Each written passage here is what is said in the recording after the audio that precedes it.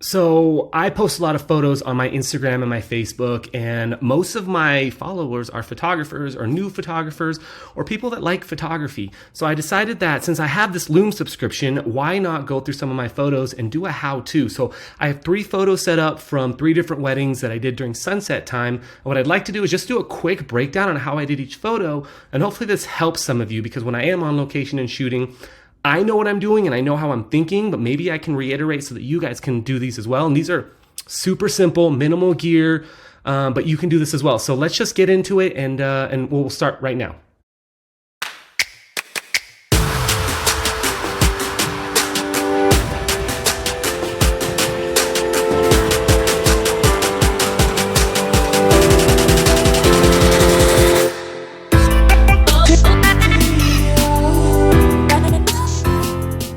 What's going on, guys? Welcome back to the channel. It's Jeremy with Jeremy Lou Photography. Thank you so much for tuning in.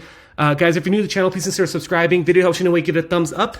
Click that bell for notifications. It'll tell you every time I come on. And go through my description. I have a lot of cool stuff from SMP, Pixify, Zenfolio, all that stuff for you guys as well. So I'm going to switch over to Lightroom here where I put the photos, and we'll just start rocking. All right, guys, so here are the 3 photos. We're going to start with this one. I just literally pulled these off, so don't mind the, actually, let's just pull that off. So this was at one of my most recent weddings about a month and a half ago, and this was at the Nevada Museum of Art. This is my standard Rembrandt couple lighting with an amazing sunset. This would be a lot better if there was an actual sunset with skies and you know, color changing, but it's always on a not wedding day that these amazing sunsets happen, especially in Nevada. So this was obviously a Saturday, and I'm on a rooftop of a building. This is an art museum right here.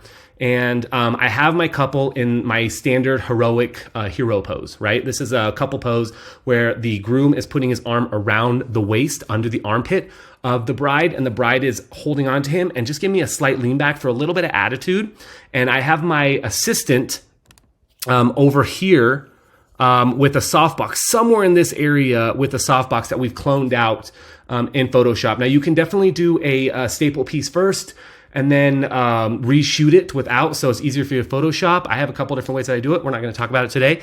These lights right down here at the bottom are my Godox my Godox, oh my God, they're strip lights, right? They're long tube lights. So they're 4-foot lights, and I just have them in different colors. These are the colors of their wedding, but you can really do anything you want. I do wish I had more, and I could probably clone some in more here, but I decided not to. This is deep sunset, so we're probably 10 minutes after sunset. The sun is hitting the horizon. I live in Reno, Nevada, and we live in a valley, so the mountains are higher than not. So we have these amazing sunset, and what I'm doing is I'm exposing the backdrop first. So I take my camera, I look at the exposure, and I set it to whatever I want. Let's say f4, ISO 100, and my shutter is 1/160th. As long as my exposure is -1 on my exposure meter, I'm good to go. And then I have a Godox, I have a Magbox on a monopod with an 8200 in it, and I have my assistant holding that over. And what's happening is I am then adjusting my flash power to taste. And this flash power probably is only like 1/32nd of a power of 180-200, right? Meaning I don't need a lot of power to do this because it is virtually dark out there, and I'm just pulling it in. So I'm grabbing a bunch of shots. Once I have my assistant set up, then I can kind of adjust my shots and change.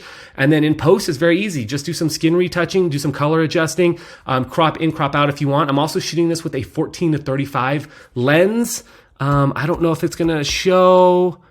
I don't have the metadata on here, sadly, because I think I just uploaded it from my thing.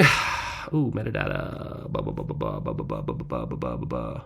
Nope, I don't have this because I just pulled it. So I knew I was shooting this at a 14 because that's what the reason I have that lens, 14-35 f4 RF lens on a Canon R6.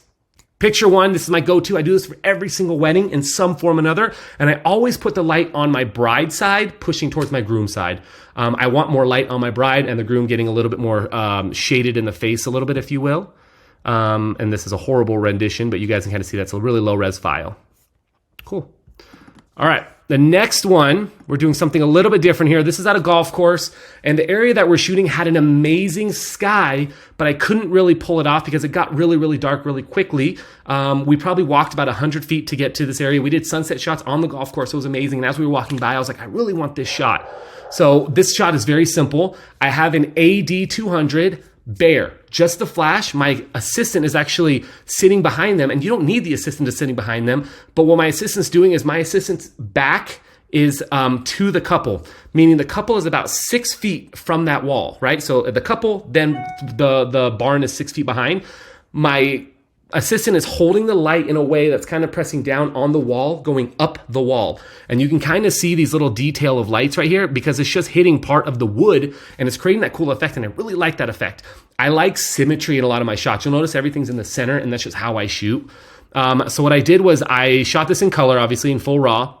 And I had them go up, and what I had them do was they were really close at first, so I had them kiss, and you couldn't tell. It was just like a blob of two people, right? A blob of two people. So I had them separate a little bit, and what happens is now you can kind of see the separation of the couple here, right? Oh, God, zoom in, fool. So you see the separation of the couple right here. And I wanted to block my assistant, so we kind of blocked right here. You can do a twirl, so we had different variations of this where we're doing a twirl, fit. We're doing a twirl shot. We're kind of doing a dance shot, and then I cloned out my assistant on the bottom of there. And yes, you could probably do this, the light leaning on the wall without your assistant, but I needed that push a little bit to gradient the light a little bit. And then what I did was I made this black and white, and in retouching, I pulled out the sky a little bit more to get the clouds, just a little bit of light, and I left the trees in there just to kind of, we don't know where we are, but this is an amazing golf course that I shoot at all the time. So super easy. And then this is a no light shot. Now, every shot that I'm showing you, I do all variations of these at every single wedding.